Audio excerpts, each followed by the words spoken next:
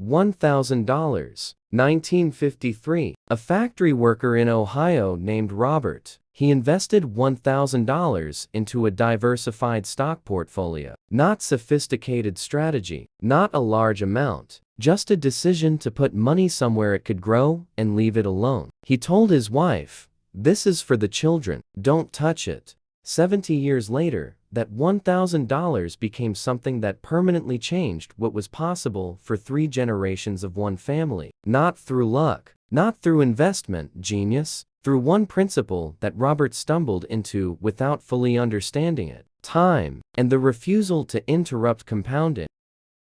Generation 1. Robert.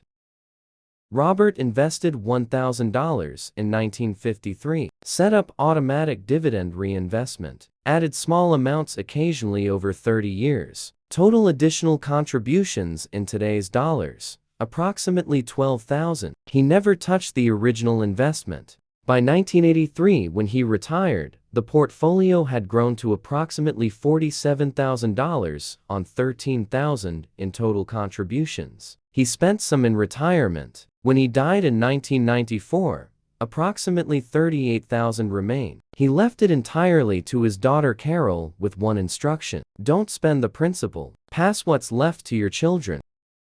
Generation 2. Carol, and the decision that almost ended everything.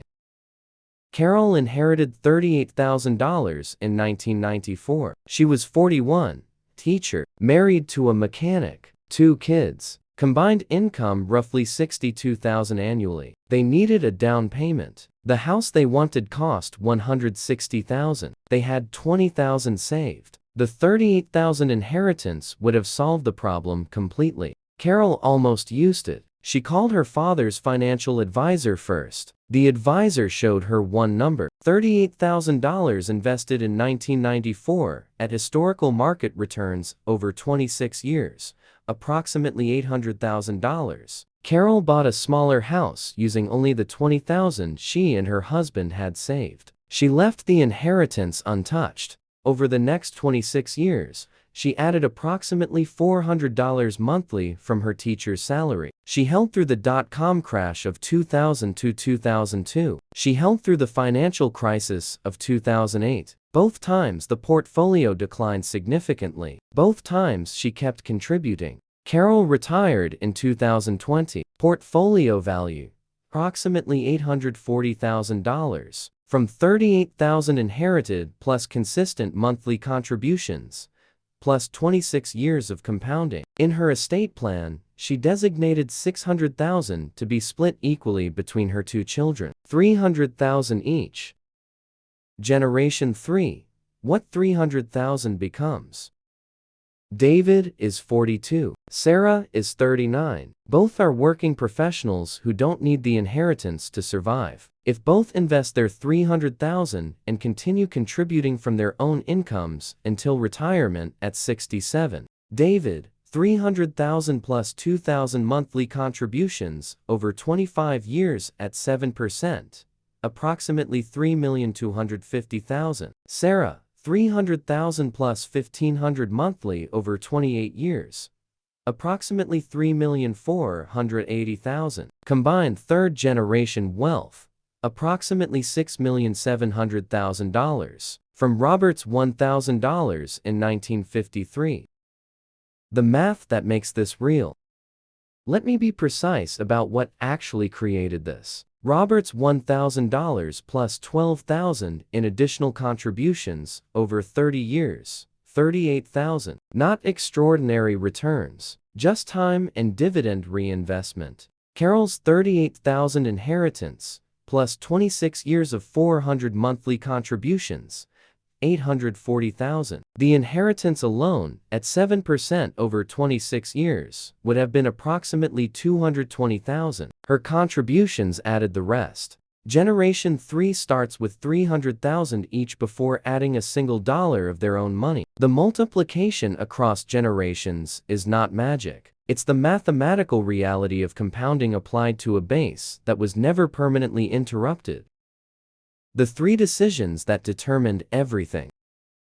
3 specific moments shaped 70 years of wealth building. Robert's 1953 decision: invest $1,000 and leave it alone. Not large, not sophisticated, just the decision to put money in the market and not touch it for 30 years. Carol's 1994 decision: not use the inheritance for the down payment. This is the decision most people make differently. The money was available. The need was genuine. The house mattered. She ran the numbers. She understood she was choosing between a larger house today and a transformed financial legacy for her children. She chose the legacy. Carol's 2000 and 2008 decisions: not sell during crashes. Her portfolio fell dramatically both times. The emotional pressure to exit was real. She held. She kept contributing. The recoveries added enormous value to a base that panic selling would have diminished permanently. What this reveals about wealth building: the story is not about extraordinary returns. Anyone with an index fund gets historical market returns. It's not about large starting capital. $1,000 is not a privileged amount. It's about 3 things that are consistently the hardest in personal finance: time, specifically the willingness to leave invested money alone for periods that feel impossibly long. Robert never saw what his 1,000 became. He died, knowing it had grown, but not knowing what it would produce for Carol and her children. Resistance to interruption. Every generation faced a legitimate reason to stop the compounding. Carol had the most compelling one: a real house, a real family need, real money sitting available to solve a real problem. She chose differently. Behavior during crashes. The shares Carol bought at depressed prices during 2 market crashes produced above-average returns during the recoveries. Her behavior in the worst moments determined a significant portion of the final outcome.